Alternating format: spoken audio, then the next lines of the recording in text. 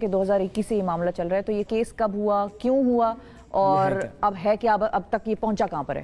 دیکھیں، یہ basically issue یہ تھا کہ مختلف ممالک تھے، جنوبی افریقہ، ڈنمارک، انگلینڈ اور جاپان اور دیگر ممالک میں اردو میں اور ان ملکوں کی زبانوں میں یہ ترجمہ کر کے بھیجا جا رہا تھا قرآن پاک کا۔ اچھا، یہ ترجمہ جو تھا یہ غلط تھا، یہاں پر چھپتا تھا، پاکستان سے یہ ترجمہ چھپ رہا تھا، پاکستان سے یہ ترجمہ اپلوڈ ہو رہا تھا، اور ان ممالک کے جو مسلمان تھے ان کو یہ ترجمہ دیا جا رہا تھا، اچھا، جو اس کو کریکٹ ترجمہ سمجھ کر پڑھ رہے تھے ٹھیک ہے، اور اس کو قرآن پاک سمجھ کر رہے تھے۔ اب مثال کے طور پہ آپ نے سکرین پہ یہ امیج جو لگایا، سورہ بقرہ کا پہلا چند آیات ہیں، وہاں پہ ایک فقرہ ہے، آیت کا حصہ ہے، وَبِالْآخِرَةِ ہم یوقنون، بالکل، ہم آخرت پر یقین رکھتے ہیں۔ ہاں، اب وہاں ترجمہ یہ ہوا ہے کہ آئندہ آنے والی موعود باتوں پر یقین رکھتے ہیں۔ یہ موعود باتیں کون سی ہیں؟ اب جب اس کی تحقیق کی گئی تو پتہ چلا یہ چناب نگر میں چھپ رہے ہیں۔ چناب نگر میں؟ چناب نگر ہے، چناب نگر میں، جی، ٹھیک، چنوٹ کے اندر بڑا مشہور جگہ ہے، بالکل بالکل۔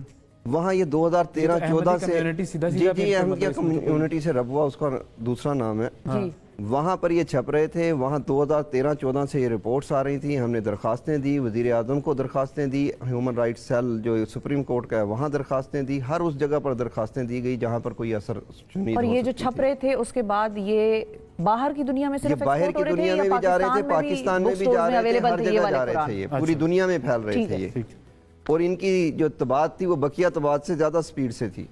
اچھا، آخر میں سپریم کورٹ اور دیگر وزیر اعظم ہاؤس سے یہ آرڈر گئے، اس پہ ایک کمیٹی بنی، اوقاف کے منسٹر نے اس کو ہولڈ کیا، اس میں یہ چیزیں سامنے لائے، ہم نے وہ سارے نسخے ان کو دیے، لسٹیں دیں کہ یہ ویب سائٹس ہیں، یہ قرآن پاک کے نسخے ہیں، یہ کتب خانے ہیں جہاں سے یہ نکل رہی ہیں، ٹھیک ہے۔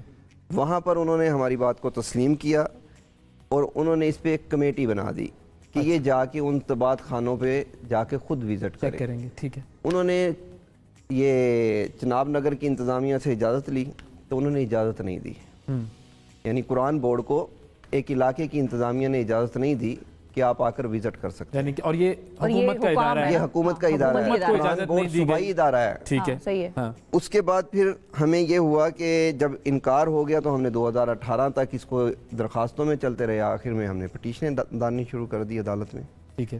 یہ پٹیشنیں ڈالی گئیں، اس میں جو جسٹس صاحب تھے انہوں نے تمام کمیونٹی کو سنا، احمدیہ کمیونٹی کو بھی سنا، صحیح ہے، اور وہاں احمدیہ کمیونٹی نے یہ کلیم کر دیا کہ یہ بیسیکلی ہمارے پرنٹنگ پریس ہی نہیں ہے، اچھا، ہم چھاپ ہی نہیں رہے یہ ایسا کچھ بھی، ٹھیک ہے۔ اس پر ہم نے سارے نسخے دیے، فیصلہ ہو گیا، فیصلے سے دوسرے دن بعد یہی نسخے وہاں مدرسۃ الحفظ ہے جو احمدیہ کمیونٹی کا ان کا سرکاری مدرسہ سمجھ لیں، وہاں پر موجود تھے، وہاں پر یہ تقسیم کیے گئے نسخے۔ عدالت نے فیصلہ کیا دیا تھا؟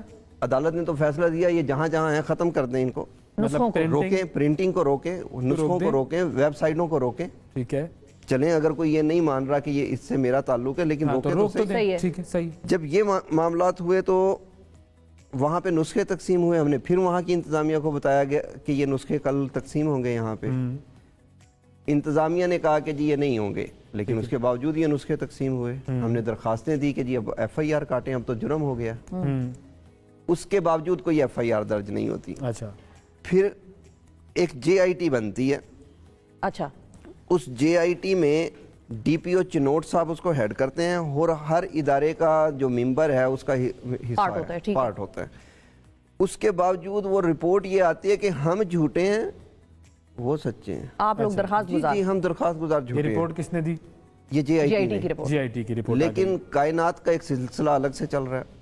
اگلے روز ایف آئی اے ایک آدمی کو گرفتار کر لیتی ہے اسی کمیونٹی کے اسی ایلیگیشن میں، اوکے، اس کا جب موبائل سے فرانزک ہوتی ہے ایف آئی اے کی، اب ایف آئی اے میرا ادارہ نہیں ہے، حکومت کا، ایف آئی اے کی جب فرانزک ہوئی تو پوری لسٹ نکل آئی کہ کون کون چھاپ رہا ہے، کہاں کہاں چھپ رہا ہے، اس کو تیار کون کر رہا ہے، اس کی کاسٹ کون پے کر رہا ہے، یہ جا کہاں پہ رہے ہیں، کن کن ویب سائٹوں سے یہ اپلوڈ ہو رہے ہیں۔ اچھا، اب ہم پھر ایف آئی آر اس میں آگئے درخواست میں، اب جیسے یہ انویسٹیگیشن کمپلیٹ ہونے لگی تو میں اوپنلی ایک نام لیتا ہوں، شاہد جاوید ڈی آئی جی صاحب تھے اس ٹائم پہ، انہوں نے اپنا اثر و رسوخ کروا کے اس انویسٹیگیشن کو سپریس کر دیا، رکوا دیا۔ اچھا، پھر اس کے بعد یہ लेकर जाते रहे हम, और हमें वहाँ चिनोट से भी शिकायतें आई कि यहाँ पे टीमें चल रही हैं कि वो कहते हैं पुराना तर्जुमा दे दें, पुराना कुरान पाक दे दें, नया ले लें।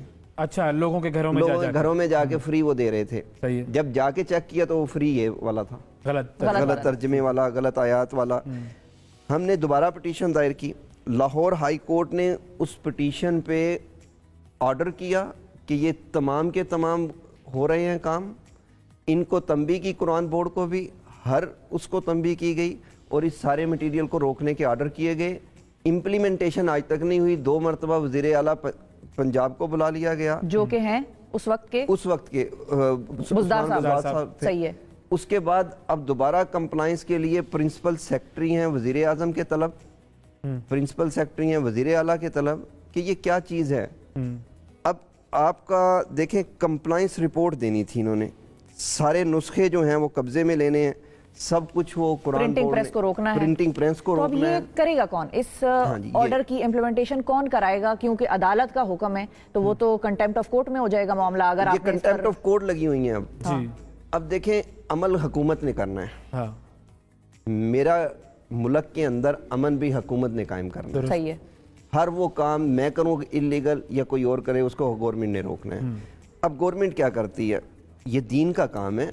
अगर हम पहले लेवल पे जाते हैं तो दीन का नाम इस्तेमाल किया जाता है वोट लेने के लिए, जज्बात भड़काने के लिए, मेरा खून लेने के लिए, फ्री के खिदमतगार लेने के लिए। लेकिन काम क्या करते हैं यही सियासतदान जो बाहर आप और मैं समझते हैं क्या क्या नारे हैं इनके, क्या क्या स्लोगन हैं, और 2021 में कौन हुक्मरान थे वो भी सबको पता है।